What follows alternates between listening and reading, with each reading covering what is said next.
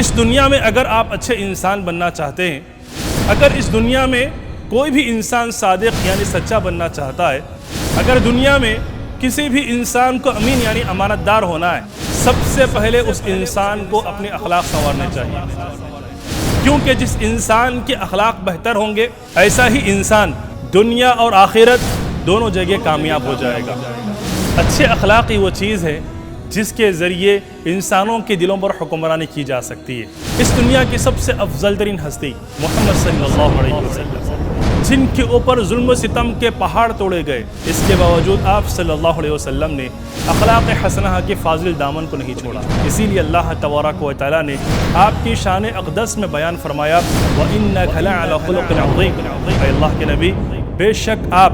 بلند اخلاق کے رتبے پر فائز ہیں۔